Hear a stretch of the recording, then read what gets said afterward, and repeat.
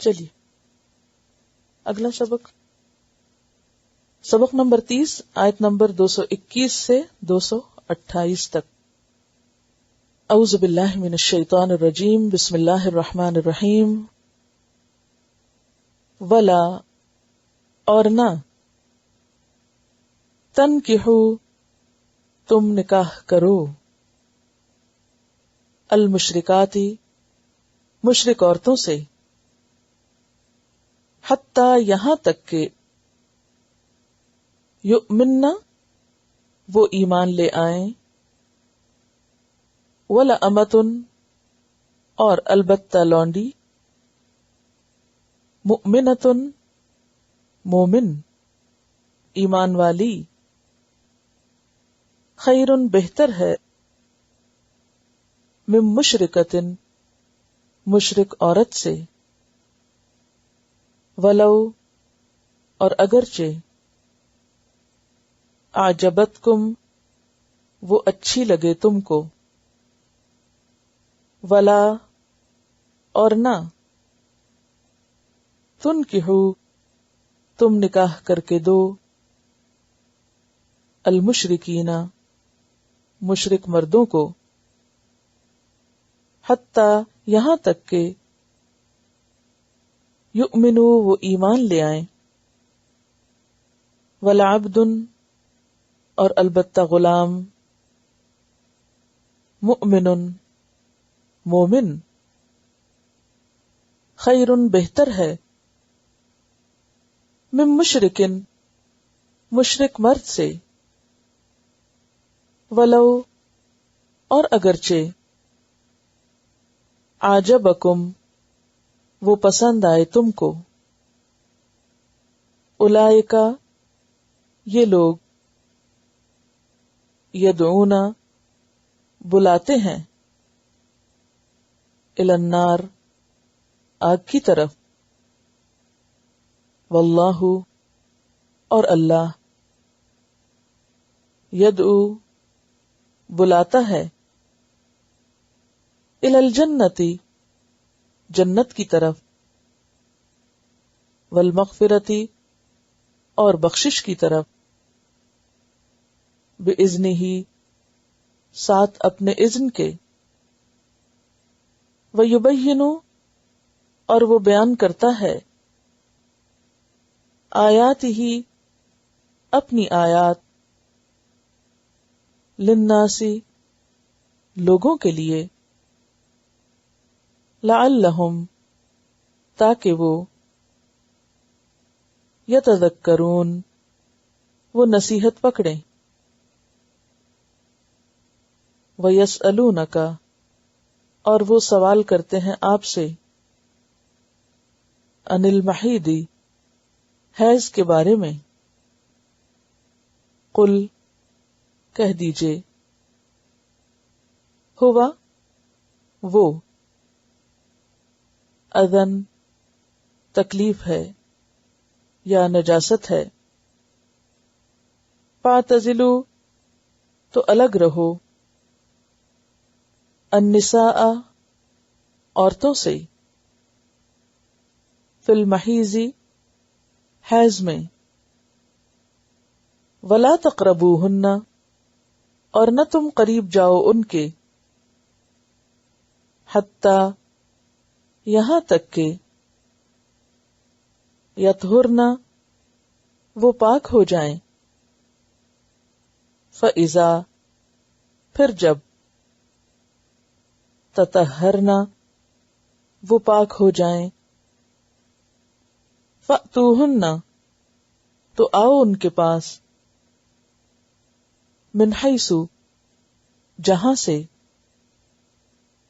امرکم اللہ حکم دیا تم کو اللہ نے،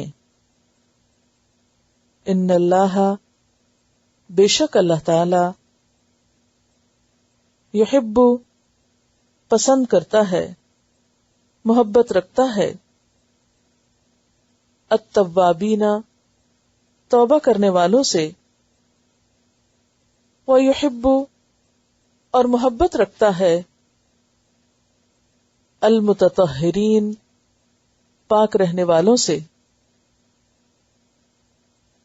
نساؤکم عورتیں تمہاری حرثن کھیتی ہیں. لکم تمہارے لیے. فأتو تو آؤ. حرثکم اپنے کھیت میں. انا جہاں سے یا جس طرح.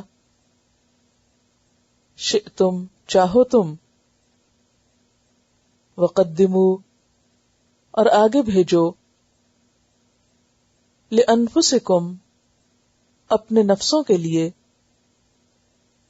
واتقوا اللہ اور ڈرو اللہ سے. وَاعْلَمُوا اور جان لو. انکم بے شک تم. ملاقوہ ملاقات کرنے والے ہو اس سے. وبشر اور خوشخبری دے دو. المؤمنین ایمان لانے والوں کو. ولا اور نہ. تجعل اللہ تم بناؤ اللہ کو. عرضتاً ڈھال. لایمانکم اپنی قسموں کے لیے. ان تبروا کہ تم نیکی کرو. وتتقوا اور تم تقوی اختیار کرو. وتصلحوا اور تم صلح کراؤ. بین الناس لوگوں کے درمیان. واللہ اور اللہ سمیع علیم سننے والا ہے جاننے والا ہے. لا نہیں یؤاخذکم مؤاخذہ کرے گا تمہارا. اللہ اللہ باللغو ساتھ لغو کے. فی ایمانکم تمہاری قسموں میں. ولیکن لیکن. یؤاخذکم وہ مؤاخذہ کرے گا تمہارا. بما بوجہ اس کے جو. کسبت کمائی کی. قلوبکم تمہارے دلوں نے. واللہ اور اللہ. غفور مغفرت کرنے والا ہے. حلیم حلم والا ہے. بردبار ہے. للذین ان لوگوں کے لیے. یؤلون جو قسم کھا لیتے ہیں. من نسائہم اپنی بیویوں سے. تربص انتظار کرنا ہے. اربعۃ 4. اشہر مہینے. فإن پھر اگر. فاؤ وہ رجوع کریں لوٹیں. فإن اللہ تو بے شک اللہ تعالی. غفور بخشنے والا ہے. رحیم مہربان ہے. وإن اور اگر. عزموا وہ عزم کر لیں پکا ارادہ کر لیں. الطلاق طلاق کا. فإن اللہ تو بے شک اللہ تعالی. سمیع سننے والا ہے. علیم جاننے والا ہے. والمطلقات اور وہ عورتیں جو طلاق یافتہ ہیں. و اور ال وہ جو. مطلقات طلاق یافتہ ہیں. یتربصن وہ انتظار کریں. بانفسہن اپنے نفسوں کے ساتھ. سلاستا 3 قروء حیض یا طہر، دونوں معنی لکھیے. طہر توئے ہیرے. ولا اور نہیں. یحلو حلال یعنی حلال ہوگا. لہن ان کے لیے. ان یکتمن کہ وہ چھپائیں. ما خلق اللہ جو پیدا کیا اللہ نے. فی ارحامہن ان کے رحموں میں. ان کننا اگر ہیں وہ. یؤمننا وہ ایمان رکھتی. باللہ اللہ پر. والیوم الآخری اور یوم آخرت پر. وبعولتہن اور ان کے شوہر. احق زیادہ حقدار ہیں. بردہن ان کو لوٹانے کے. فی ذالک اس میں. ان ارادو اگر وہ چاہتے ہوں یا ارادہ رکھتے ہوں. اصلاحاً اصلاح کا. ولہن اور ان کے لیے. مثل مانن الذی اس کے ہے جو. علیہن اوپر ان کے. بالمعروفی ساتھ معروف کے یا اچھے طریقے کے. وللرجال اور مردوں کے لیے. علیہن ان پر یعنی ان عورتوں پر. عورتیں بریکٹ میں لکھ لیجئے. علیہن ان عورتوں پر. درجتن ایک درجہ ہے. واللہ اور اللہ. عزیز زبردست ہے. حکیم حکمت والا ہے. بس عبارت کی وضاحت. ولا تنکحوا اور نہ تم نکاح کرو. تنکحوا کا روٹ ہے نون کاف ہا. نکاح نکاح کا لفظی معنی ہوتا ہے جمع کرنا، اکٹھا کرنا. النکاح الضم یہ تو اس کا لفظی معنی ہے. اور شریعت میں نکاح کس کو کہتے ہیں؟ ایسا عقد یا معاہدہ جو ایک مرد اور عورت کے درمیان قائم کیا جاتا ہے، یعنی ایک سوشل کانٹریکٹ کہ جس کی روح سے وہ ایک دوسرے پر حلال ہو جاتے ہیں اور اللہ کو گواہ بنا کر وہ ایک دوسرے کے حقوق ادا کرنے کا وعدہ کرتے ہیں. ڈیفینیشن کے طور پر آپ دیکھیے، ایسا عقد اور معاہدہ کہ مرد اور عورت ایک دوسرے پر حلال ہو جائیں، دو افراد کے درمیان اللہ کو گواہ بنا کر ایسا معاہدہ کرنا کہ دونوں ایک دوسرے کے حقوق پورے کریں گے.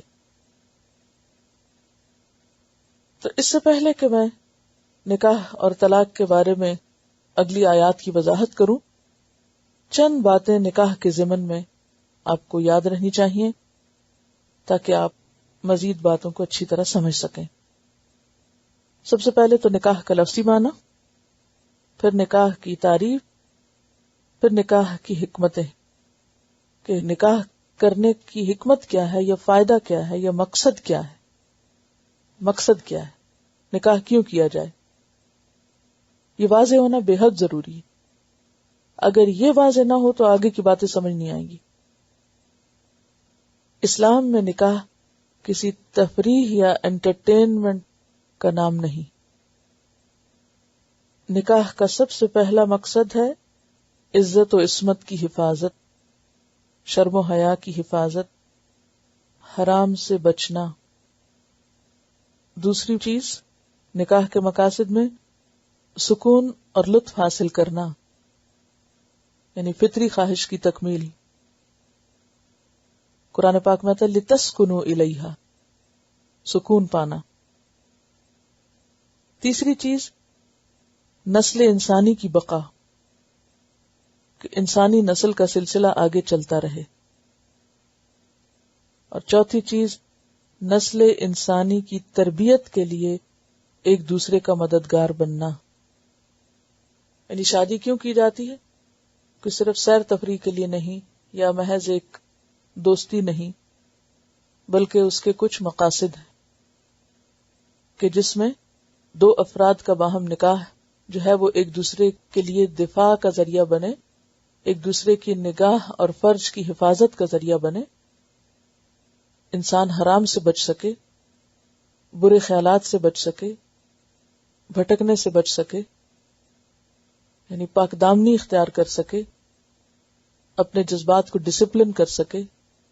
کیونکہ عموماً نکاح کے بغیر انسان شیطانی طریقوں پر چل کر جب اپنی خواہشات کی تکمیل کرتا ہے تو اس سے معاشرے کے اندر فساد پھیلتا ہے.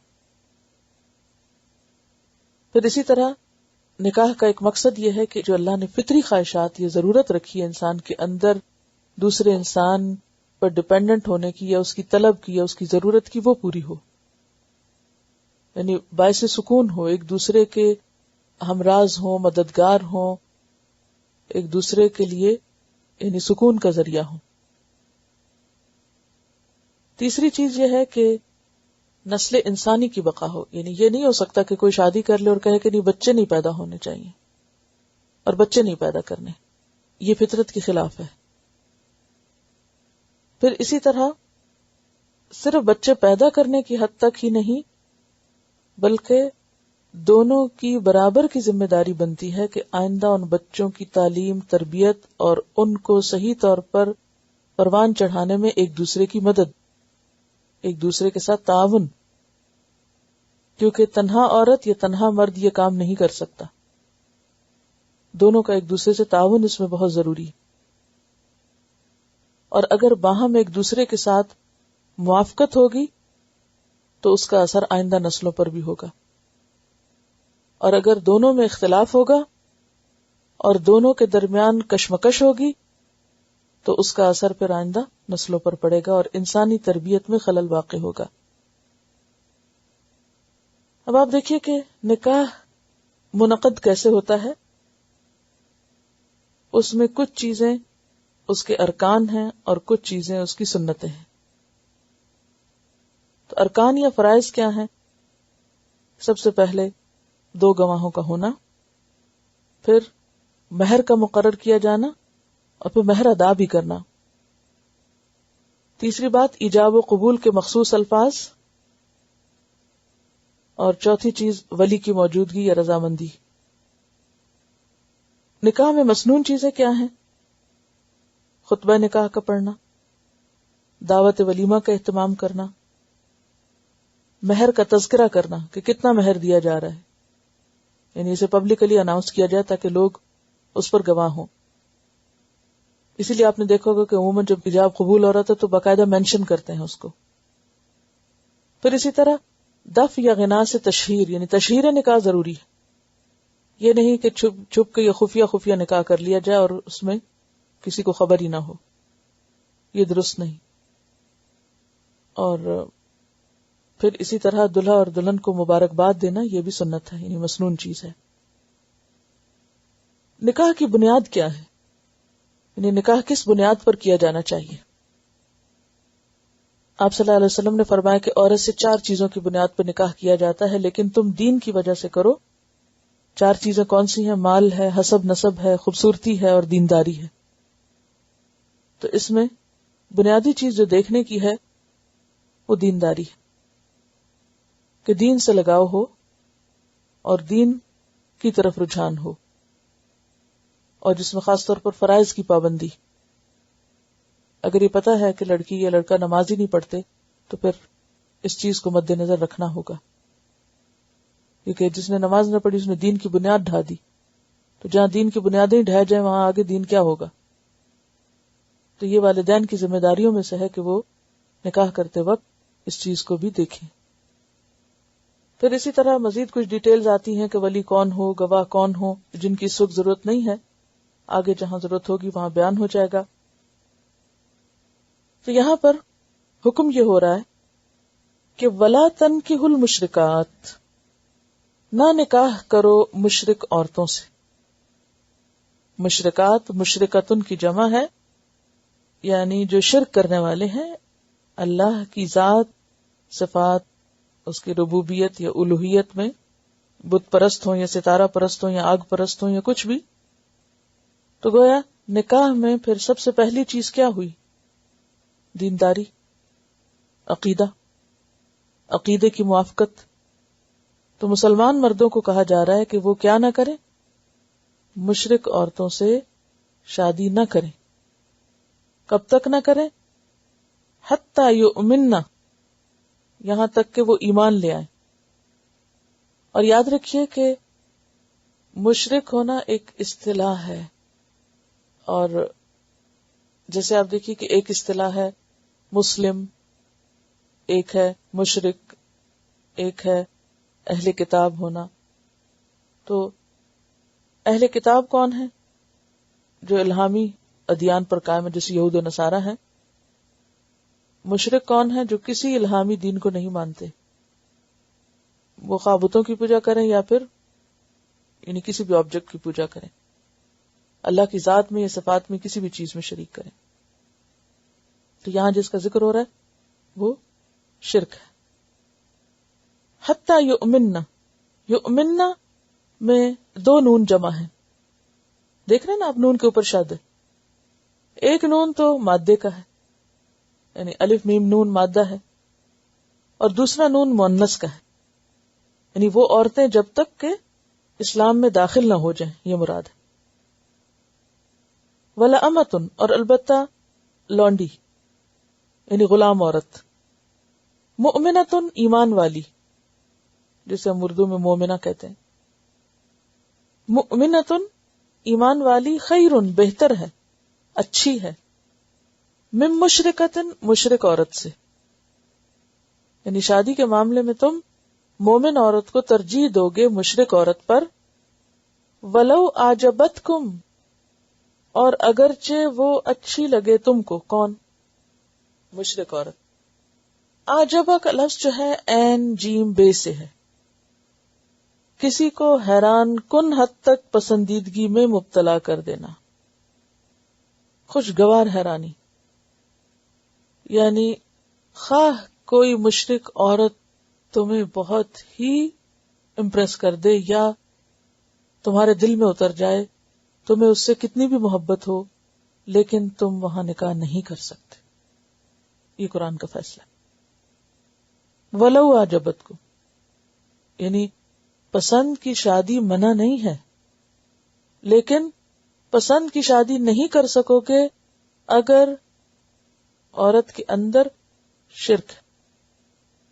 پھر تمہیں اللہ کی پسند کو دیکھنا ہوگا، اپنی پسند کو چھوڑنا پڑے گا. اور جیسا کہ پہلے بھی میں نے عرض کیا تھا کہ عموماً کسی سے محبت کب ہوتی ہے؟ جب اس کی کوئی ادا پسند آتی ہے، یا اس کی کوئی خوبی یا اس کی کوئی چیز پسند آتی. تو بعض لوگ کسی سے محبت کرتے ہیں اس کے مال کی وجہ سے، بعض کسی سے محبت کرتے ہیں اس کے حسن کی وجہ سے، بعض کسی کے اخلاق کی وجہ سے، بعض کسی کے دین کی وجہ سے. کئی اسباب ہوتے ہیں نا محبت کرنے کے. بعض لوگوں کے نزدیک شکل و صورت کوئی اہمیت نہیں رکھتی، دین اہمیت رکھتا. بعض کے نزدیک دین کوئی اہمیت نہیں رکھتی، مال اہمیت رکھتا ہے. تو ہر ایک کی اپنی اپنی چوائس ہوتی ہے. تو اللہ تعالیٰ کیا فرما رہے ہیں کہ خواہ مشرک عورت کے پاس کتنا ہی مال ہو، جمال ہو یعنی خوبصورتی ہو، حسب نسب ہو، کیسے ہی گھرانے کی کیوں نہ ہو، کیسا ہی بظاہر اخلاق کیوں نہ ہو، کتنی ہی انٹیلیجنٹ یا بہت بڑی ڈگری رکھنے والی کیوں نہ ہو، لیکن چونکہ ایک کوالیفیکیشن نہیں ہے جو first and foremost basic requirement ہے، اور وہ ایمان کی ہے، لہذا تم نکاح نہیں کر سکتے، ڈسکوالیفائی کر. والذین آمنوا اشد حبا للہ، ایمان کا تقاضا یہ ہے کہ اللہ کی محبت سب سے زیادہ ہو. اب یہاں دو محبتیں ٹکرانے لگی ہیں، تو اس لیے اللہ کی محبت کو ترجیح دیتے ہوئے اپنی محبت کو انسان قربان کرے گا. وَلَوْ أَعْجَبَتْكُمْ وَلَا تُنْكِحُوا، اور نہ تم نکاح کر کے دو المشرکین، مشرک مردوں کو. یعنی جس طرح مومن مرد مشرک عورت سے شادی نہیں کر سکتا، اسی طرح مومن عورت کی شادی مشرک مرد سے نہیں کی جائے گی.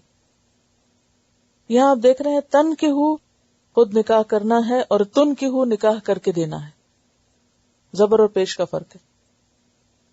تو اس سے کیا پتہ چلتا ہے کہ لڑکی کا نکاح اس کے ولی یا اس کے ذمہ دار کر کے دیں گے، وہ خود نہیں کرے گی اپنا نکاح جا کے. اور نہ تم نکاح کر کے دو المشرکین، مشرک مردوں کو، حتی یؤمنوا، یہاں تک کہ وہ ایمان لے آئیں. ہاں اگر وہ اسلام قبول کر لیں، سچے دل سے مومن ہو جائیں، تو پھر ان کے ماضی کو نہیں دیکھو گے، ان کے ایمان کی وجہ سے ان سے شادی کر دو گے. جیسے حضرت ام سلیم کے بارے میں آتا ہے کہ ابو طلحہ نے ان کو نکاح کا پیغام بھیجا جبکہ وہ مشرک تھے. تو ابو طلحہ بہت اچھے انسانوں میں سے تھے، بہت امیر لوگوں میں سے تھے. یاد ہے کہ جن کا ایک باغ تھا مسجد نبی کے سامنے. تو انہوں نے حضرت ام سلیم کو نکاح کا پیغام بھیجا تو ام سلیم نے انکار کر دیا اور کہا کہ تم ایسے شخص ہو جو بتوں کو پوجتے ہو، وہ بت جو فلاں شخص نے فلاں درخت سے کاٹ کے اپنے ہاتھ سے گھڑ کے بنایا تھا، لہٰذا میں تم سے نکاح نہیں کر سکتی. ہاں اگر تم مسلمان ہو جاؤ تو میں نکاح کروں گی اور تم سے مہر نہیں لوں گی، میرا مہر اسلام ہوگا، تمہارا اسلام قبول کرنا میرا مہر ہوگا. تو انہوں نے اسلام قبول کر لیا اور پھر اس طرح ان سے شادی ہو گئی. حضرت انس کی والدہ تھی. تو یہاں پر کیا ہے؟ وَلَا تُنْكِحُوا الْمُشْرِكِينَ حَتَّى يُؤْمِنُوا، جب تک ایمان نہ لائیں نکاح نہیں کر سکتے. وَلَعَبْدٌ مُؤْمِنٌ، اس کی بجائے تم کسی غلام لڑکے سے شادی کر دو بیٹی کی، اس زیادہ بہتر ہے، خیرٌ بہتر ہے، من مشرکن، مشرک سے. یعنی ایک طرف ایمان ہے لیکن دنیاوی وجہ اور چیزیں نہیں ہیں، وہ زیادہ بہتر ہے بنسبت اس کے کہ دوسری طرف دنیاوی سٹیٹس بہت بلند ہے مگر ایمان نہیں، دین نہیں. اور پھر وَلَوْ أَعْجَبَكُمْ، خواہ وہ تمہیں کتنا ہی اچھا لگے. پھر عجبہ کا معنی وہی اوپر جو گزرا ہے. اولئک، وجہ کیا ہے، کیوں نہیں کر سکتے، ریزن کیا ہے؟ اولئک، یہ لوگ، کون لوگ؟ مشرک. یدعون، دعوت دیتے ہیں، پکارتے ہیں اپنے قول اور فعل سے، مال سے، کس کی طرف؟ الی النار، آگ کی طرف. اگر تمہارا ان سے ازدواجی تعلق ہوا تو پھر اندیشہ ہے کہ تم ان کی باتوں میں آ کر اپنا دین چھوڑ بیٹھو گے، اور اگر تم نے دین چھوڑ دیا اور تم نے بھی شرک کر لیا تو پھر گویا تم نے ان کی آگ کی طرف جانے کی دعوت قبول کر لی. اور جیسا کہ آپ سب جانتے ہیں کہ نکاح جمع کرنے کا نام ہے نا، تو دو لوگ اور دو خاندان جمع ہوتے ہیں اور پھر دونوں کا ایک دوسرے پر اثر ہوتا ہے. اور شرک کا معاملہ ایسا معاملہ ہے کہ جس میں اگر انسان تھوڑا سا بھی جھکا تو کیا ہوگا؟ سب کچھ ہی چلا جائے گا. رائی کے دانے برابر بھی شرک گوارا نہیں. اللہ تعالیٰ سب گناہ معاف کر سکتا ہے لیکن شرک کا گناہ معاف نہیں ہوگا.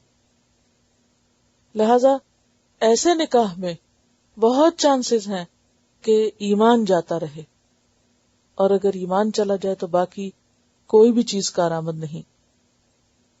واللہ یدعو الی الجنہ، دوسری طرف اللہ پکار رہا ہے. اب تمہیں اپنے جذبات کی قربانی تو دینی ہے لیکن اس قربانی کے عوض تمہیں ملے گا کیا؟ ذرا دیکھو تو، جنت، والمغفرتی، اور مغفرت.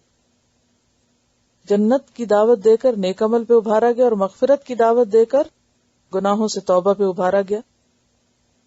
بِإِذْنِهِ، اپنے اذن سے. وَيُبَيِّنُ آیاتہ، اور وہ اپنی آیات کو بیان کرتا ہے للناس، لوگوں کے لیے. لعلہم، تاکہ وہ کیا کریں؟ یتذکرون، نصیحت حاصل کریں. تذکر کا لفظ جو ہے زال کاف رے اس کا روٹ ہے. اہتمام کے ساتھ بھولے بسرے سبق کو یاد کرنا، غفلت دور کرنا. عام طور پر ایسا ہوتا ہے نا، ماں کے پیٹ سے مسلمان پیدا ہوئے اور مسلمان بڑے ہوئے، پھر ہمیں بھول جاتا ہے کہ ہماری اصل کیا ہے. پھر کچھ عرصے کے بعد کیا ہوتا ہے، انسان دنیا میں پڑھ کر اپنے دین سے بعض اوقات دور ہونے لگتا ہے. اور پھر بعض اوقات اتنی غفلت ہو جاتی کہ یہ بھی بھول جاتا ہے کہ وہ ہے کون اور اس کو شادی بیاہ کے موقع پر کن تعلیمات کا خیال رکھنا ہے. تو ایسی صورت میں انسان کو پھر شریعت ہی کے قاعدے کی طرف توجہ کرنی ہوگی اور بھولے ہوئے سبق کو یاد کرنا ہوگا. یعنی شادی کے شوق میں یہ مت بھول جاؤ کہ تم مسلمان ہو اور تمہیں مسلمان ہی کے ساتھ نکاح کرنا ہے. وَيَسْأَلُونَكَ، اور وہ سوال کرتے ہیں آپ سے. کون؟ صحابہ کرام. عن المحیض، حیض کے بارے میں. اب یہ حیض کے بارے میں سوال کیوں کیا صحابہ کرام نے، اور سوال کیا تھا؟ بات یہ ہے کہ اہل کتاب کے اندر اس معاملے میں بہت افراط اور تفریط تھی. یہود حیض کے دنوں میں عورت کے قریب نہیں پٹکتے تھے، بلکہ ایک مخصوص جگہ پر الگ کر دیتے تھے اس کو. نصارہ جو تھے وہ ہر طرح کا تعلق، حتیٰ کہ جسمانی تعلق کو بھی جائز سمجھتے تھے. اب ایک کنفیوژن تھی مسلمانوں کے ذہن میں کہ ہمیں ان دنوں میں اپنی بیوی کے ساتھ کیسا تعلق رکھنا چاہیے، تو اس کی وضاحت کی گئی. وہ سوال کرتے ہیں آپ سے عن المحیض. اب یہ آپ دیکھیے سوال پھر احتیاط اور تقوی پر مبنی ہے کہ کہیں ہم سے کوئی غلط کام نہ ہو جائے، اس لیے ہمیں واضح طور پر بتا دیا جائے. اسی لیے آپ دیکھیں کہ بظاہر یہ سوال ایک شرم والی بات کا سوال ہے، لیکن دین کے معاملے میں، تقوی کے معاملے میں کوئی شرم نہیں. حضرت عائشہ بیان کرتی ہیں کہ نعم النساء نساء الانصار، انصار کی عورتیں کتنی اچھی عورتیں ہیں. لم یمنعہن الحیاء ان یتفقہن فی الدین، کہ حیا ان کو دین کی سمجھ حاصل کرنے میں مانع نہیں ہوتا. وہ دین سیکھنے کے معاملے میں حیا سے کام نہیں لیتی. یعنی وہ سوال جو عام طور پر پبلک میں، یا وہ موضوعات یا وہ ٹاپکس جو پبلکلی ڈسکس نہیں ہونے چاہیے یا مجلسوں کا موضوع نہیں ہونے چاہیے، لیکن دین کی مجلس میں ان کا ذکر کیا جا سکتا ہے. اس میں کوئی عیب نہیں، کوئی قباحت نہیں، کوئی شرم کی بات نہیں. کیونکہ اب یہ ٹاپک شروع ہوگا تو بہت سے لوگ پڑھتے یا پڑھاتے ہوئے بھی ہاں ہو کرنے لگتے ہیں کہ یہ اب کیا باتیں ہونے لگی ہیں. اور یہ قرآن میں یہ بھی لکھا ہوا. ان کے نزدیک قرآن کا تقدس ایک ایسا ہے کہ جس میں بس ایک سپرفیشل قسم کا تقدس. اصل تقدس قرآن کا کیا ہے کہ انسان حقیقت کی دنیا میں رہ کے جائز ناجائز، حلال حرام کے فرق کو سمجھے. تو وہ چیزیں جو انسانی زندگی کا حصہ ہیں، اگرچہ وہ پردے میں ہیں یا شرم کی بات ہے، لیکن جب دین سیکھنے کا موقع ہو تو اس معاملے میں انسان کو اوپنلی بات کرنے کی اجازت ہے. اور اسی لیے اللہ تعالیٰ نے خود قرآن میں اس بات کو کر دیا. اور صحابہ کرام نے نبی صلی اللہ علیہ وسلم سے آ کے پوچھا، اور اللہ تعالیٰ نے حضور صلی اللہ علیہ وسلم کے بہاف پر خود جواب دیا، خود وضاحت فرمائی. ورنہ یہ بھی تو ہو سکتا تھا نا کہ آپ کو مخفی وحی کے ذریعے بتا دیا جاتا اور آپ اپنے الفاظ میں کچھ بیان کر دیتے. اتنا اہم سوال تھا کہ جس پر اللہ تعالیٰ نے خود اپنی کتاب میں ڈائریکٹ الفاظ میں جواب دیا ہے اور اس کو کوٹ بھی کیا ہے اور مینشن بھی کیا ہے. وَيَسْأَلُونَكَ، اور وہ سوال کرتے ہیں آپ سے عن المحیض، محیض کے بارے میں. محیض جو کہ اس کے دو معنی کیے گئے ہیں. ایک تو محیض مصدر میمی ہے، مصدر کی بھی قسم، تو مصدر میمی ہے جو اسم کے معنی میں استعمال ہوا ہے. یعنی محیض کا لفظی معنی اگر دیکھا جائے تو حیض کی جگہ ہے، یعنی جہاں سے حیض آتا ہے. ٹھیک ہے، لیکن یہاں مراد حیض اٹ سیلف. اور حیض کا لفظ کس سے نکلا ہے؟ ہے واو ضاد سے. حوض جس سے آپ لکھتے ہیں، پانی کا حوض نہیں ہوتا جیسے، تو حاضہ کا لفظی معنی ہوتا ہے بہنا، حاضہ بہنا، کیونکہ حیض جو ہے وہ خود بخود بہتا ہے. اب دیکھیے کہ یورین پاس کرنے میں یا باقی جسم سے جو اخراجات ہوتے ہیں عام طور پر اس میں آپ کا ارادہ شامل ہوتا ہے، ٹھیک ہے، لیکن حیض کے معاملے میں آپ کا کوئی ارادہ اس میں شامل نہیں، وہ خود بخود شروع ہوتا ہے اور آپ اسے جاری نہیں رکھ سکتے، وہ خود بخود بند بھی ہو جاتا ہے. تو حاضہ کا لفظی معنی کیا ہے؟ بہنا، یعنی بہتا خون جو بغیر آپ کے ارادے کے نکلتا ہے مخصوص دنوں میں عادت کے مطابق. اور اس میں ہر خاتون کی عادت مختلف ہوتی ہے، کسی کی ہر مہینے ہو سکتی ہے اور کسی کی 2 مہینے بعد اور کسی کی 3 کے بعد اور کسی کی 6 کے بعد بھی ہو سکتی ہے. اس میں ہر خاتون کی عادت مختلف ہوگی. تو یہاں پر ان کا سوال کیا تھا؟ سوال حیض کے بارے میں کوئی طبی سوال نہیں تھا، بلکہ سوال یہ تھا کہ ان دنوں میں ہمارا اپنی بیوی کے ساتھ تعلق کیسا ہونا چاہیے؟ کیا ہم اسے بالکل اپنے سے الگ کر دیں، اچھوت بنا دیں اس کو، یا ہم اس کے ساتھ کھا پی سکتے ہیں، لیٹ سکتے ہیں، بیٹھ سکتے ہیں، ٹچ کر سکتے ہیں، بات کر سکتے ہیں؟ ٹو وٹ ایکسٹینٹ، کس حد تک ہم آگے جا سکتے ہیں، کیا کریں اور کیا نہ کریں؟ تو آپ سے سوال کیا گیا تو اللہ تعالیٰ فرماتے قل، کہہ دیجئے، آپ انہیں بتا دیجئے، ہوا وہ اذن، اذا ہے.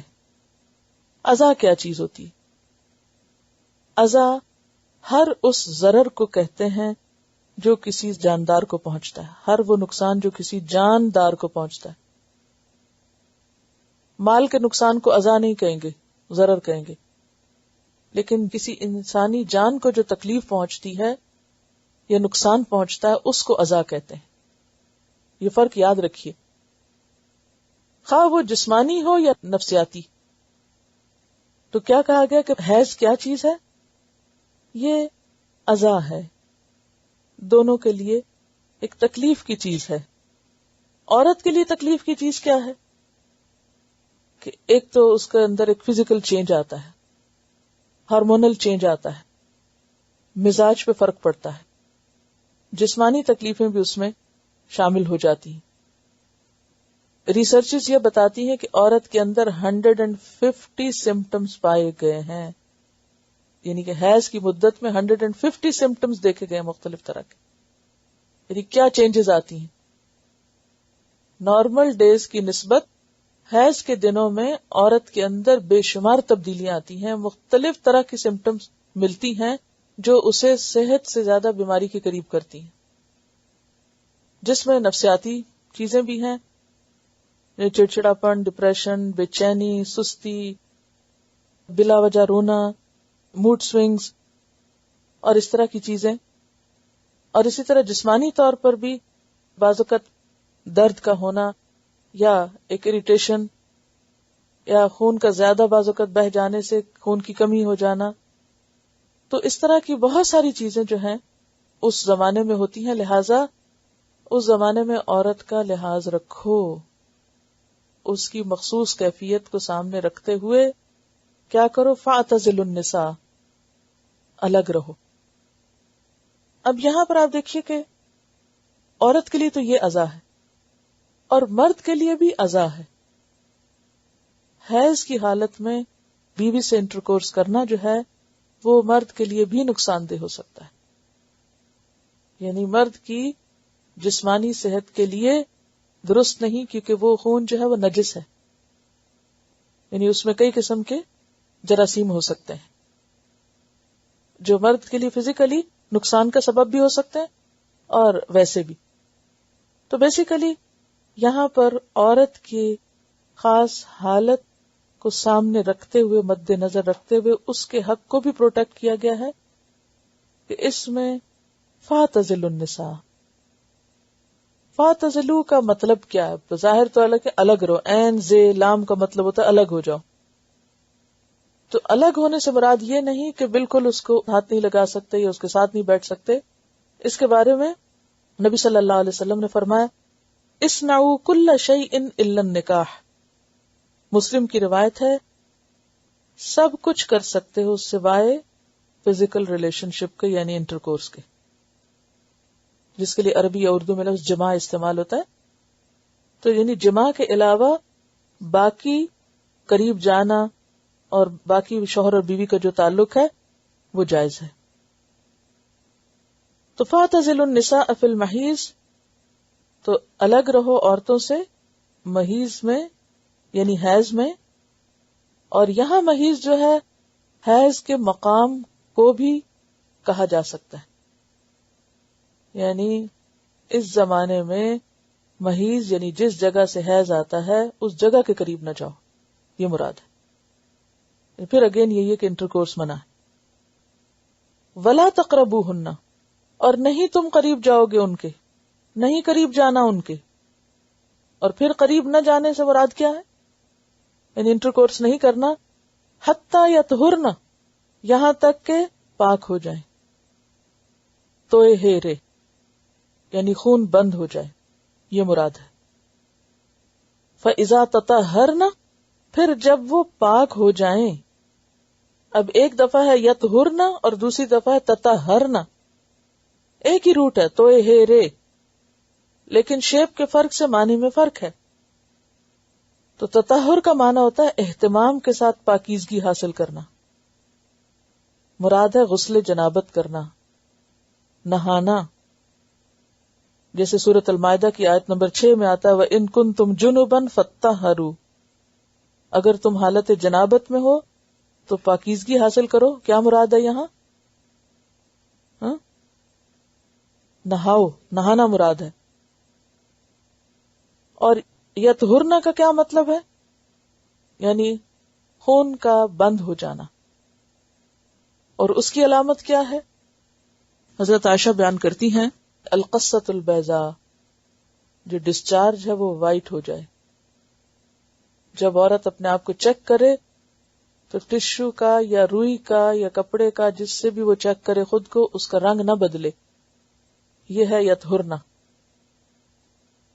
اب اس میں آپ دیکھیے کہ یہاں پر میں انڈائریکٹلی آپ کو جو پیریڈز کے باقی احکامات ہیں، یعنی شوہر بیوی کا تعلق تو ایک طرف ہی، لیکن اس مسئلے کا چونکہ عبادات سے بھی تعلق ہے، اس لیے آپ خواتین کو اچھی طرح معلوم ہونا چاہیے کہ پاک ہونے کا مطلب کیا ہے. پاک ہونے کا مطلب انقطاع الدم. انقطاع الدم یعنی خون کا سٹاپ ہو جانا. اور خون کا سٹاپ ہونا ایک تو یہ کہ بلیڈنگ سٹاپ ہونا، اور ایک یہ کہ کلر ڈسچارج کا سٹاپ ہونا. اور اس کے لیے کہ جب عورت اپنے آپ کو چیک کرے تو جس چیز سے وہ اپنے آپ کو چیک کر رہی ہے، دیکھ رہی ہے، اس کپڑے یا ٹیشو کا رنگ نہ بدلے. ٹھیک ہے، یعنی اپنے آپ کو واش کر کے صاف ستھرا کر کے پھر جب وہ چیک کرے تو ٹیشو کا رنگ نہ بدلے. یہ حالت ہوتی یطہرنا کی. یطہرنا کے بعد تطہر چاہیے. خون تو رک گیا، اب نہانے کی ضرورت ہے. تو جب تک عورت نہا نہ لے اس وقت تک شوہر اس کے قریب نہ آئے.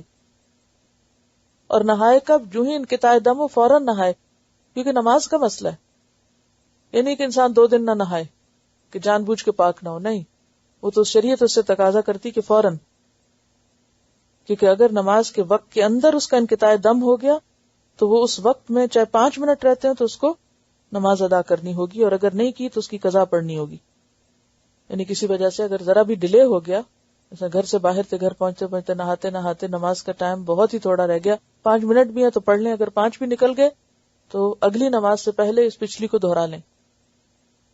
بہرحال فَإِذَا تَطَهَّرْنَ، جب وہ پاک ہو جائیں یعنی نہا چکے، فَأْتُوهُنَّ، تو آؤ ان کے پاس. اب آؤ ان کے پاس سے مراد کیا؟ جسمانی تعلق قائم کر سکتے. اس کو یہ نہیں کہ حکم دیا جا رہا ہے، اجازت دی جا رہی ہے. اس میں فرق ہے، یعنی کوئی لازم نہیں ہے، یہ حسب خواہش ہے. یعنی یہاں یہ نہ سمجھا جائے کہ پھر لازم ہے کہ شوہر ضرور عورت کے پاس جائے. یعنی اب اجازت ہے، حکم نہیں. فَأْتُوهُنَّ مِنْ حَيْثُ، جہاں سے، یعنی جس جگہ، امرکم اللہ، اللہ نے تم کو حکم دیا. اللہ نے جس جگہ سے تعلق قائم کرنے کا حکم دیا، یعنی محیض مراد ہے یہاں، یعنی وہ جگہ کون سی ہے جہاں سے حیض آتا ہے، حیض کی جگہ مراد ہے یہاں، من حیث امرکم اللہ، کیونکہ حدیث میں واضح طور پر آتا ہے کہ عمل قوم لوط جیسا فعل عورت کے ساتھ جو ہے وہ حرام ہے. کوئی بھی مرد اپنی بیوی کے ساتھ اس کے پیچھے کی طرف سے یعنی دبر سے نہیں آ سکتا. حدیث میں آتا ہے من اتا امرأۃ فی دبرہا لم ینظر اللہ الیہ یوم القیامہ. جو مرد اپنی بیوی سے اس کی پشت میں انٹرکورس کرتا ہے، یعنی محیض کی جگہ کے علاوہ دوسری جگہ استعمال کرتا ہے، قیامت کے دن اللہ تعالیٰ ایسے مرد کی طرف نظر اٹھا کے بھی نہیں دیکھے گا. بہت بڑا جرم ہے کیونکہ یہ فطرت کے خلاف ہے، یعنی حرام ہے. اور پھر آپ دیکھیے کہ اگر دبر حرام ہے تو اورل سیکس کہاں سے جائز ہو سکتی ہے. یہاں آپ دیکھیے ان الفاظ پہ غور کیجیے، من حیث امرکم اللہ، جہاں سے آنے کا اللہ نے حکم دیا ہے. اور وہ حکم کیا ہے؟ جیسے آگے آیت آتی ہے نساؤکم حرث لکم، تو حرث کیا ہے؟ کھیت. تو کھیت میں کوئی چیز اگائی جاتی، یعنی جس طریقے سے اولاد پیدا ہو سکتی ہے صرف وہی طریقہ فطری ہے، اس کے علاوہ باقی طریقے غیر فطری ہیں، ان کی اجازت نہیں ہے. یعنی من حیث امرکم اللہ، جہاں سے اللہ نے حکم دیا، اللہ نے ایک ہی جگہ کا حکم دیا ہے. ورنہ تو پھر یہ سارا قصہ بتانے کی ضرورت کیا تھی؟ جب حیض آ رہا ہو تو مت جاؤ اور جب پاک ہو جائیں، یہ سب بتانے کی ضرورت نہیں تھی. پھر یہ کہ اگر حالت حیض میں حیض کی جگہ پہ نہیں جا سکتے تو پھر کوئی اور طریقہ اختیار کیا جائے. تو نہیں، کوئی اور طریقہ ہے نہیں، کسی اور طریقے کی رخصت نہیں، اجازت نہیں. اور ایک طریقہ اختیار کرنے والے پہ تو لعنت کی گئی، اور قیامت کے دن اللہ تعالیٰ ایسے شخص، ایسے مرد کو دیکھے گا نہیں، کیونکہ اس میں عورت کا حق پامال ہوتا ہے.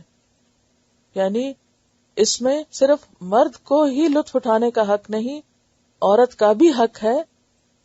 اور اگر عورت کو یعنی مس یوز کیا جائے گا تو اس کا یہ حق مارا جائے گا، اس کے حقوق کی پامالی ہوگی جس کی اجازت نہیں. اور دوسری بات یہ کہ نجس طریقے ہیں، فطری طریقے کے علاوہ ہر طریقہ گندا طریقہ ہے. اسی لیے آگے فرمائے ان اللہ یحب التوابین ویحب المتطہرین، اللہ محبت رکھتا ہے توبہ کرنے والوں سے اور پاکیزگی اختیار کرنے والوں سے. پاک لوگوں سے اللہ محبت رکھتا ہے، گندے لوگوں سے نہیں. گندے طریقے اختیار کرنے والے اللہ کے پسندیدہ نہیں ہو سکتے. تو یہاں پر توبہ جو ہے وہ باطن کی صفائی ہے کہ پیچھے جو ہو چکا سو ہو چکا، اس سے توبہ کرو، اس سے باز آ جاؤ. یعنی سوال یہ پیدا ہوتا ہے نا کہ اس جگہ توبہ کا ذکر کیوں ہے؟ کہ اگر کسی نے لا علمی میں کوئی غلط کام کر لیا ہے، مثلا لا علمی میں کوئی عورت کے پاس حالت حیض میں اس سے ایسا کر چکا ہے یا کسی اور رستے سے کر چکا ہے، تو اب وہ اس سے باز آ جائے، وہ توبہ کرے، اپنے باطن کو صاف کرے، اپنے ضمیر کا بوجھ دھوئے. وَيُحِبُّ الْمُتَطَہِّرِينَ، اور پاکیزگی اختیار کرنے والوں سے اللہ محبت رکھتا ہے. یعنی یہ تعلق تم پاکیزگی کی حالت میں قائم کرو اور پھر اس کے بعد پھر نہاؤ اور پاکیزہ ہو جاؤ. یعنی کتنی حکمت ہے نا اس آیت کے اختتام میں کہ اگرچہ یہ یعنی ایک دنیاوی کام ہے، ایک شہوانی فعل ہے، بظاہر دیکھنے میں، ایک بات کرنے میں حیا کی بات ہے، لیکن بات یہ ہے کہ اس معاملے میں صحیح تعلیم کا دیا جانا ضروری ہے تاکہ لوگ طہارت اور پاکیزگی کا طریقہ اختیار کریں، اور اس طریقے کو اختیار کرنے والوں سے اللہ محبت رکھتا ہے. اب آپ دیکھیے اللہ کی محبت، جیسے وہ ایک حدیث میں آتا ہے نا کہ آپ صلی اللہ علیہ وسلم نے جب لوگوں کو بتایا کہ شوہر اور بیوی کا جو تعلق ہے اس کے قائم کرنے میں بھی اجر ہے، بظاہر دنیا کا کام ہے، یعنی سیکشل ریلیشن شپ جو ہے یہ بھی عبادت ہے اسلام میں. تو لوگ اس پہ بڑے حیران ہوئے کہ یہ بھی عبادت ہے، اس میں بھی کوئی نیکی ہے، انسان صرف اپنی ایک جسمانی ضرورت پوری کر رہا ہے. تو آپ نے فرمایا ہاں اگر وہ حرام طریقہ اختیار کرتا تو کیا گناہ نہ ہوتا؟ تو اس نے حرام چھوڑ کے جب حلال طریقہ اختیار کیا تو وہ اللہ کا محبوب بن گیا. اور اگر اس میں انسان غیر فطری اور غیر اسلامی طریقے اختیار کرے گا تو اللہ کا مبغوض بنے گا، اللہ اس کی طرف دیکھے گا بھی نہیں قیامت کے دن. کتنا باریک فرق ہے. تو دیندار ہونا محض نماز روزہ قائم کرنا نہیں، این شوہر اور بیوی کا جو جسمانی تعلق ہے اس میں بھی صحیح سنت اور طریقے کو فالو کرنا، یہ بھی عبادت ہے.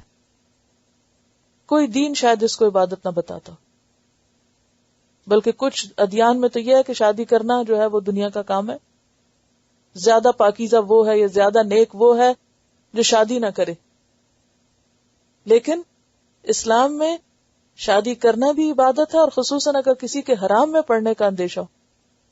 مثلا اگر پتا ہو کہ بچے ایسے ماحول میں رہتے ہیں کہ جہاں ہر طرف گناہ عام ہے تو اس صورت میں اور بھی بڑی ذمہ داری ہو جاتی ہے. اور اگر کسی شخص کو واقعی خطرہ ہو کہ وہ حرام میں پڑ جائے گا تو ایسی صورت میں نکاح کرنا فرض ہے، فرض کے درجے میں.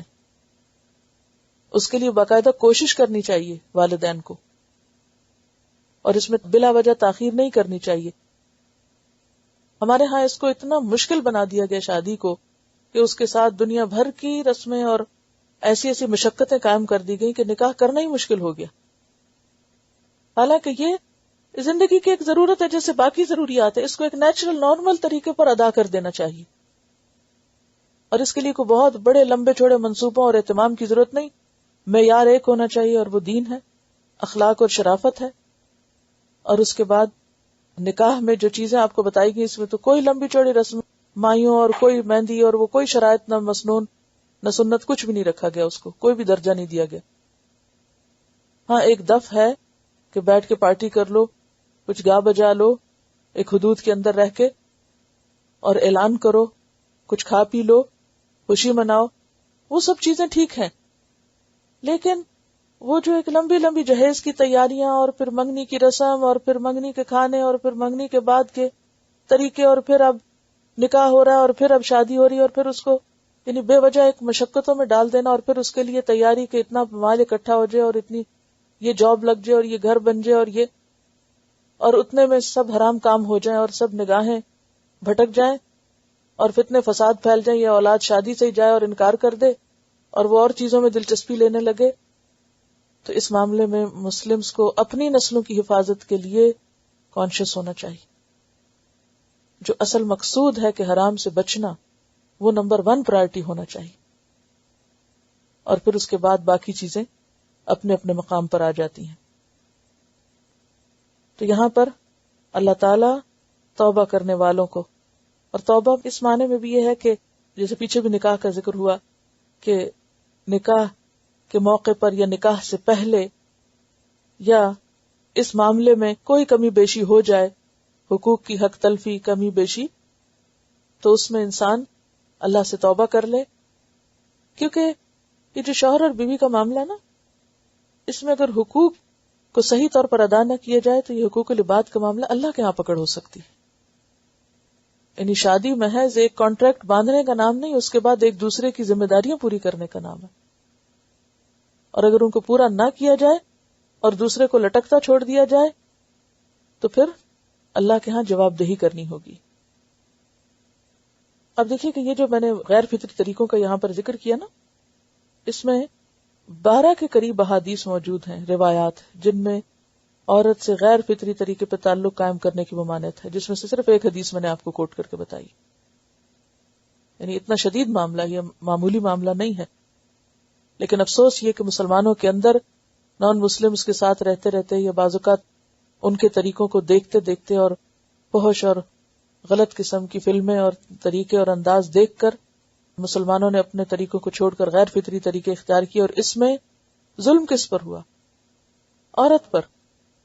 اور پھر کہا جاتا ہے جی اسلام میں تو عورت کا حق نہیں ہے اور دوسرے شاید بہت حق دے رہے ہیں. اسلام نے یہی حق عورت کو دیا ہے کہ اس کے ساتھ تعلق صحیح طور پر قائم کیا جائے، اس پر اس معاملے میں بھی کوئی زیادتی اور ظلم اور جبر نہ ہو اور اس کا حق پامال نہ ہو. اور پھر عورت کو محض سیکس آبجیکٹ نہیں بتایا گیا بلکہ کیا فرمایا؟ نساؤکم، تمہاری عورتیں، تمہاری بیویاں، حرث لکم، حرث ہیں تمہارے لیے. حرث کھیت کو کہتے ہیں، اور کھیت جو ہے یا کھیتی جو ہے اس کی ایک حیثیت ہوتی ہے، اس کا ایک مقصد ہوتا ہے، اس کو میں انشاءاللہ تفسیر میں آگے بتاؤں گی. فَأْتُوا حَرْثَكُمْ، تو آؤ اپنی کھیتی کے پاس. انا شئتم، انا جو ہے وہ اسم ظرف ہے، زمان بھی اور مکان بھی. انا کا مطلب یہ ہے کہ جب بھی سے مراد یہ کہ کوئی مخصوص وقت نہیں ہے کہ رات ہو یا دن ہو، یعنی جب بھی ضرورت ہو. ہاں، روزے کی حالت نہ ہو، احرام کی حالت نہ ہو، اعتکاف کی حالت نہ ہو. اور پھر جہاں سے مراد جہاں سے اللہ نے حکم دیا پیچھے گزر چکا ہے. تم چاہو تم، یعنی اس جائز حالت کے ساتھ. وقدمو، اور آگے بھیجو. قدمو کا لفظ ہے نا قاف دال میم سے ہے، آگے بھیجنا، آگے کرنا، یعنی آنے والے دور کے لیے اہتمام کرنا. مطلب اس کا کیا ہے کہ کھیتی جو ہے یا کھیت جو ہے وہ انسان کو عموماً کیا کرتے ہیں، اپنے اندر مشغول کر لیتے ہیں. مشغولیت ہو جاتی ہے نا. اگر کسی کا کوئی کچن گارڈن بھی ہو یا کھیت ہو یا کھیت میں کام کرنے کا اگر کسی کو تجربہ ہو تو اس کو اچھی طرح معلوم ہوگا کہ اس کی مشغولیت کتنی زیادہ ہوتی، یا اس کی ذمہ داریاں کتنی زیادہ ہوتی، یا اس میں کام کتنا زیادہ ہوتا ہے. اور پھر بعض اوقات انسان اس میں مشغول ہو کر باقی چیزوں کو بھول جاتا ہے. تو یہاں پر کیا فرمایا؟ ٹھیک ہے یہ لطف اللہ نے تمہارے لیے جائز رکھا، یہ تعلق، یہ سب کچھ، لیکن یہی سب کچھ زندگی نہیں بلکہ اس کے علاوہ اور کام بھی. اپنے فرائض کی ادائیگی، جس میں سب سے پہلے اللہ کا حق، جیسے نمازوں کی پابندی، یعنی نمازوں کے اوقات کا لحاظ رکھنا ہوگا کہ ایسے مواقع نہ ہو کہ جس میں تمہاری نماز ہی جاتی رہے، پاک ہی نہ ہو سکو. پھر اسی طرح آخرت کی بھی فکر کرو. پھر اسی طرح قدموں میں اولاد بھی ہونی چاہیے، محض تفریح نہ ہو، کیونکہ کوئی کھیت میں صرف سیر و تفریح کے لیے نہیں جاتا، دل بہلانے نہیں جاتا، بلکہ اس سے کچھ حاصل کرتا ہے. لِأَنفُسِكُمْ، اپنے نفسوں کے لیے، یعنی اولاد ہو اور پھر اولاد کی اچھی تربیت ہو اور وہ تمہارے مرنے کے بعد تمہارے وارث ہوں، تمہارے لیے صدقہ جاریہ ہوں. بہت وسیع معنی ہے اس میں. وَاتَّقُوا اللَّهَ، اور ڈرو اللہ سے. وَاعْلَمُوا، اور جان لو. اب دیکھیے کہ علم کی کتنی بات ہے. تو آپ کو اس اسائنمنٹ میں انشاءاللہ علم پر جتنی بھی آیات آئی ہیں ان سب کو بھی ڈھونڈ کر لکھنا ہوگا. یہ میں ہلکا ہلکا اس لیے بتا رہی ہوں کہ جب آپ ٹیسٹ کی تیاری کر رہے ہوں گے تو اس وقت بھی ساتھ ساتھ اپنا مارک کر سکتے ہیں. تو اس بارے میں خاص طور پر آپ دیکھیں کہ وَعْلَمُوا اور علم اور علیم، علم کے روٹ سے بہت سے الفاظ ہیں. تو ان ساری جگہوں کو آپ ترجمہ یاد کرتے وقت کسی ایک خاص کلر سے مارک کر لیں تاکہ جب اسائنمنٹ ملے تو اس وقت آپ اس میں ان کو نوٹ کر سکیں، کیونکہ ان آیات میں آپ کو غور و فکر کا کام دیا جائے گا. وَعْلَمُوا، اور جان لو.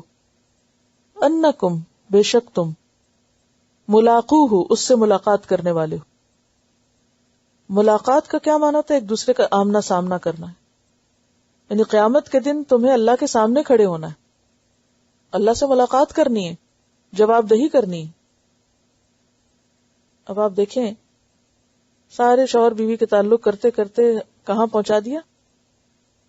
تقوی اور اللہ کی ملاقات کو. کون کس پہ زیادتی کر سکے گا؟ اگر کسی مرد کو یہ پتا ہو کہ مجھے اپنی بیوی کے معاملے میں خدا کو جواب دینا ہے، خدا کو حساب دینا ہے، تو وہ کتنا محتاط ہو کر زندگی بسر کرے گا. کون سا حق مارے گا؟ پھر کوئی حق نہیں مار سکتا. اس طرح عورت کے حقوق کو پروٹیکٹ کیا گیا ہے، اللہ کا خوف دلا کر اور اس بات کا احساس دلا کر کہ تمہیں خدا کے روبرو کھڑے ہونا ہے. پھر بتاؤ کیا جواب دو گے اس کو، کیا حساب دو گے. وبشر المومنین، اور مومنوں کو خوشخبری دے دو. کون ہے مومن یہاں؟ جو صحیح طور پر حقوق ادا کرنے والے ہیں. اور سورۃ یونس آیت 64 میں آتا ہے لہم البشریٰ فی الحیات الدنیا وفی الآخرہ. ان کے لیے دنیا میں بھی خوشخبری ہے اور آخرت میں بھی خوشخبری ہے. تو 3 باتیں یہاں سے پتہ چلی نا کہ شوہر بیوی کے تعلقات کی بہتری کا انحصار تقوی پر ہے، خوف خدا پر ہے، آخرت کی ملاقات کے حساب پر ہے.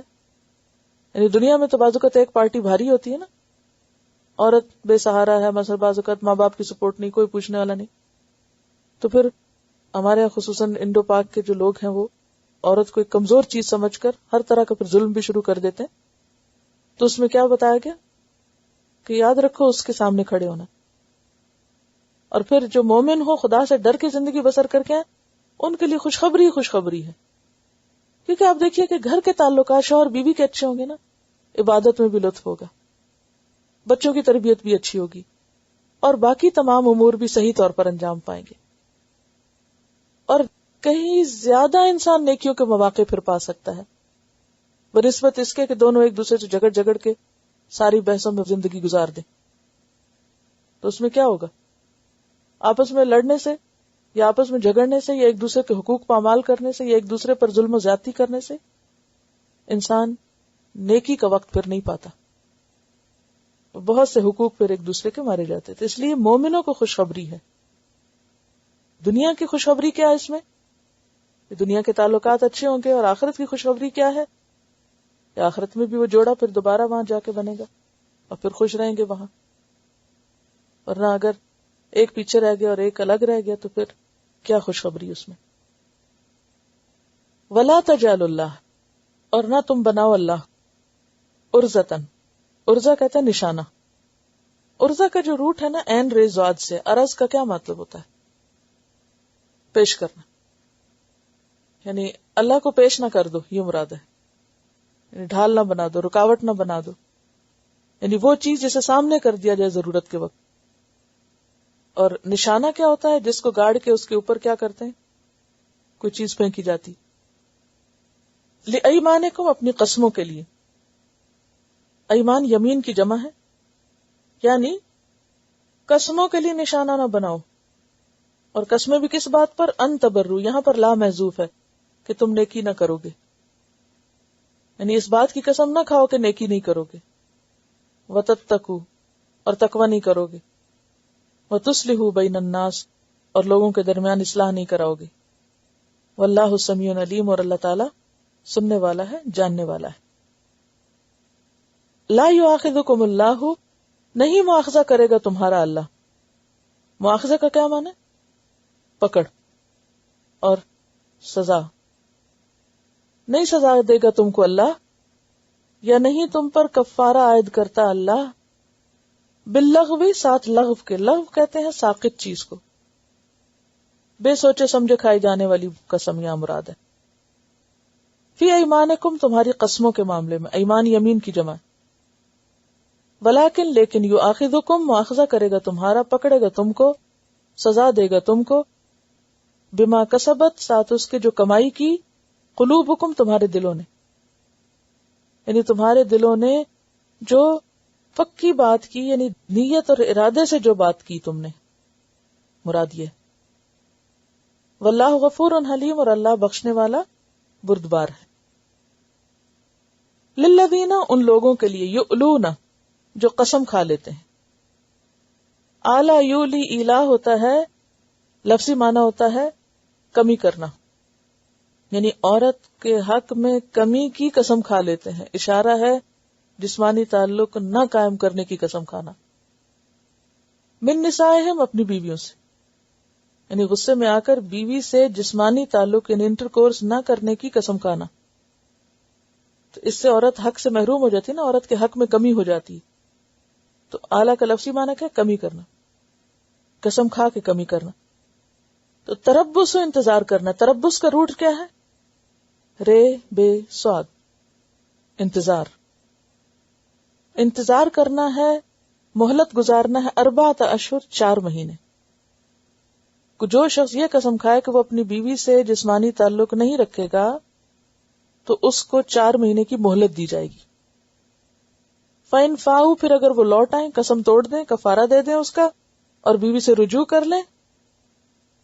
فاؤ کا لفظی معنی کیا ہوتا ہے؟ یہ حمزہ، لوٹنا، پلٹنا. فإن اللہ غفور الرحیم، تو بے شک اللہ غفور الرحیم ہے. وَإِنْ عَزَمُوا، اور اگر وہ عزم کر لیں. عزم کس کو کہتے ہیں؟ پکے ارادے. الطلاق طلاق دینے کا، یعنی چھوڑ دینے کا. طلاق کا لفظ ہے طا لام قاف، طلق. طلق کہتے ہیں آزاد کرنا، چھوڑ دینا. یعنی بیوی کو نکاح کس کو کہتے ہیں؟ عقد کو، گرہ لگانا. اور طلاق کیا ہے؟ اس گرہ کو کھول دینا، بندھن توڑ دینا. وَإِنْ عَزَمُوا الطَّلَاقَ، اور اگر وہ طلاق کا ارادہ کر لیں. فَإِنَّ اللَّهَ سَمِيعٌ عَلِيمٌ، تو بے شک اللہ سننے والا ہے، جاننے والا ہے. یعنی وہ طلاق دیتا ہے تو کوئی منہ سے بول کے دیتا ہے تو بھی اللہ سن لیتا ہے. کئی لوگ دے کے کہتے نہیں میں نے تو نہیں دی، تو اللہ کو تو پتا ہے کہ دی. علیم، جاننے والا ہے، یعنی کوئی بھی طریقہ اس نے جو اختیار کیا وہ اللہ کے علم میں ہے. والمطلقات، اور طلاق یافتہ عورتیں. مطلقہ کی جمع ہے مطلقات، روٹ وہی ہے تو لام قاف. یتربصن، روٹ وہی ہے رے بے سواد. انتظار کریں. جن عورتوں کو طلاق ہو جائے وہ کیا کریں؟ انتظار کریں. کیا انتظار کریں؟ بِأَنفُسِهِنَّ، اپنے نفسوں کے ساتھ، یعنی اپنی ذات کے ساتھ انتظار کریں، خود کو روک کے رکھیں. کس بات سے؟ دوسرا نکاح کرنے سے. یہ مراد. کتنا عرصہ روک کے رکھیں؟ 3 قروء، 3 حیض. قروء جو ہے قرء کی جمع ہے، قاف رے حمزہ روٹ ہے اس کا. قرء حیض کو کہتے ہیں اور طہر کو بھی کہتے ہیں. یعنی 3 دفعہ حیض آنے تک، یعنی 3 مہینے مراد ہیں. نارملی چونکہ مہینے میں ہی ہوتا ہے، لیکن اگر مہینہ نہیں کسی کا 2 مہینے ہے تو بھی مہینے نہیں گنے جائیں گے. کیا گنا جائے گا؟ 3 دفعہ حیض کا آنا، یا 3 دفعہ حیض کے بعد پاک ہونا، یعنی پاکی کی حالت. طہر کی حالت کیا ہوتی؟ 2 حیض کے درمیان کی مدت. ولا یحل لہن، اور نہیں حلال ان کے لیے. ہے لام لام. کیا حلال نہیں؟ ان یکتمن، کہ وہ چھپا کے رکھے. کس چیز کو؟ ما خلق اللہ، جو اللہ نے پیدا کی. فی ارحامہن، ان کے رحم میں. کیا چیز ہے رحم میں؟ بچہ. یعنی اگر کوئی فیٹس ہے یا کوئی پریگننسی ہے تو اس کو چھپائے نہیں. ان کننا، اگر ہیں وہ یؤمننا، ایمان رکھتی، باللہ اللہ پر، والیوم الاخر، اور یوم آخرت پر. وبعولتہن، اور ان کے شوہر. بعولہ بعلت ان کی جمع ہے، بعل شوہر کو کہتے ہیں. احق کو زیادہ حقدار ہیں، بردہن، ان کو لوٹانے کے. یہ طلاق رجی میں ہے. میں کس میں بتاؤں گی انشاءاللہ آپ کو ڈیٹیل سے طلاق کی، لیکن ابھی صرف اتنا لکھ لیں کہ طلاق رجی میں شوہر کو زیادہ حق ہے کہ وہ رجوع کر لیں، یعنی شوہر رجوع کر سکتا ہے. یہ مراد ہے. ان ارادوا اصلاح، اگر وہ ارادہ رکھیں اصلاح کی، خیر خواہی ہے ان کے اندر. کیونکہ قرآن پاک میں واضح طور پہ آتا ہے نا، ولا تمسکوہن ضرارا، نقصان دینے کے لیے مت روکو. رجوع اس لیے نہ کرو کہ ستاؤ اس کو، لتعتدوا، کہ تم زیادتی کر سکو. ومن یفعل ذلک، جس نے ایسا کیا، یعنی عورت کو صرف ٹارچر دینے کے لیے اس سے رجوع کیا دوبارہ، فقط ظلم نفسہ، اس نے عورت پہ ظلم نہیں کیا، اپنے آپ پہ ظلم کیا. ولا تتخذوا آیات اللہ ہزوا، اللہ کی آیات کو مذاق مت بناؤ کہ اللہ نے رخصت دی، رجوع کی تو کر لیں تاکہ عورت کو ستائیں. نہیں. ان ارادوا اصلاح، بدنیت ہی نہ ہو، اصلاح کی نیت ہو. طلاق کی وجہ سے جو توڑ پھوڑ ہو گئی اس کو درست کر لیں. وَلَهُنَّ، اور ان عورتوں کے لیے کیا ہے؟ مثل الذی، مانند اس کے ہے، علیہن، جو ان کے ذمہ ہے، بالمعروف، بھلے طریقے سے. معروف کیا ہوتا ہے؟ جو جانا پہچانا طریقہ ہے، جو کامن سینس آپ کو بتاتی ہے. وَلِلرِّجَالِ عَلَيْهِنَّ دَرَجَةٌ، اور مردوں کے لیے عورتوں پر 1 درجہ ہے، یعنی ان کا درجہ 1 زیادہ ہے. واللہ عزیز حکیم، اور اللہ زبردست حکمت والا ہے، اس کو پتا ہے کہ 1 درجہ اس نے کیوں زیادہ رکھا. ابھی ہم حکمتیں دیکھیں گے انشاءاللہ تفسیر میں. فی الحال تلاوت سن لیجیے. وَلَا تَنكِحُوا الْمُشْرِكَاتِ حَتَّى يُؤْمِنَّ وَلَأَمَةٌ مُؤْمِنَةٌ خَيْرٌ مِّن مُّشْرِكَةٍ وَلَوْ أَعْجَبَتْكُمْ ولا تنكحوا المشركين حتى يؤمنوا ولعبد مؤمن خير من مشرك ولو أعجبكم أولئك يدعون إلى النار والله يدعو إلى الجنة والمغفرة بإذنه ويبين آياته للناس لعلهم يتذكرون ويسألونك عن المحيض قل هو أذى فاعتزلوا النساء في المحيض ولا تقربوهن حتى يطهرن فإذا تطهرن فأتوهن من حيث أمركم الله إن الله يحب التوابين ويحب المتطهرين نساؤكم حرث لكم فأتوا حرثكم أنى شئتم وقدموا لأنفسكم واتقوا الله واعلموا أنكم ملاقوه وبشر المؤمنين ولا تجعلوا الله عرضة لأيمانكم أن تبروا وتتقوا وتصلحوا بين الناس والله سميع عليم لا يؤاخذكم الله باللغو في أيمانكم ولكن يؤاخذكم بما كسبت قلوبكم والله غفور حليم للذين يؤلون من نسائهم تربص 4 أشهر فإن فاءوا فإن الله غفور رحيم وإن عزموا الطلاق فإن الله سميع عليم والمطلقات يتربصن بأنفسهن 3 قروء ولا يحل لهن أن يكتمن ما خلق الله في